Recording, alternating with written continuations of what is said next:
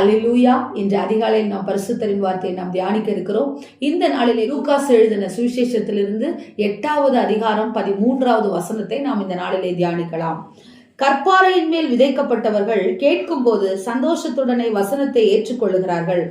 ஆயினும் தங்களுக்குள்ளே வேர் கொள்ளாதபடியினால் கொஞ்ச காலம் விசுவாசித்து சோதனை காலத்தில் பின்வாங்கி போகிறார்கள். ஹல்லேலூயா.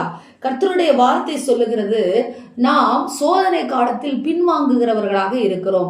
ஏன் நம்ம இப்படி இருக்கிறோம் என்று சொன்னால், நம்முடைய அடித்தளமாகிய இயேசுவையும் அவருடைய வார்த்தையும் நாம் மறந்து விடுகிறவராய் இருக்கிறோம். கவலைகளும் கஷ்டங்களும் நம் வாழ்க்கையில் வரும் பொழுது அந்த கவலைகளையும் கஷ்டங்களையும் நாம் ஜெபங்களாக தேவ சமூகத்திலே அவரிடத்திலே சொல்லிவிட வேண்டுமே ஒழிய மாறாக நாம் அதை சுமக்க கூடாது. அதை சுமக்கிற வேளையில என்ன நடக்கிறது? இந்த வேளையிலே நாம் பின்வாங்கி போகிறவர்களாக இருக்கிறோம். அதைத்தான் சொல்லப்பட்டிருக்கிறது. முள்ளுள்ள இடத்தில் விதைக்கப்பட்டவர்கள் வசனத்தை கேட்கும் போது சந்தோஷத்துடனே கேட்கிறார்கள். ஆனால் தனக்குள்ளே வேர் இல்லாதபடியினால், ஆவியானவர் இல்லாதபடியினால், வசனம் என்ற வேர் இல்லாதபடியினால், வார்த்தை என்ற வேர் இல்லாதபடியினால் கொஞ்ச காலம் விசுவாசிக்கிறார்கள். சோதனை காலம் என்று வரும்பொழுது பின்வாங்கி போகிறார்கள். இன்றைக்கு தேவ ஜனமே, மத்தேயு 4வது அதிகாரத்திலே இயேசு கிறிஸ்துவானவர் சோதனையின் காலத்திலே என்ன செய்தார் என்பதை நாம் வாசிக்கிறோம். வசனத்தின் மூலமாக பிசாசை ஜெயித்தார்.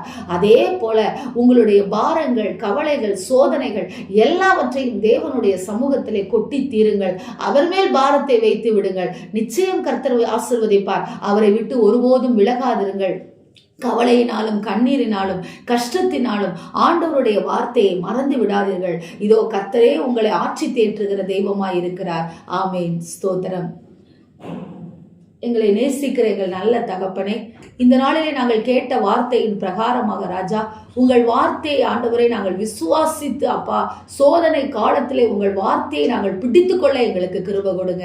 ஆசீர்வதிங்க. எங்களுடைய பலவீனமாகிய பிரச்சனை, பாரம், கவலை எல்லாவற்றையும் உங்க மேல நாங்கள் வைக்கிறோம் அப்பா.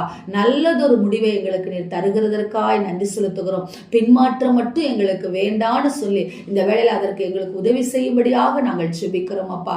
பின்மாற்றத்திலிருந்து எங்களுக்கு விடுதலையை கொடுங்க சுவாமி. இயேசுவின் நாமத்தில் நாங்கள் பெற்றுக்கொள்ளுகிறோம் நல்ல பிதாவே. ஆமென்.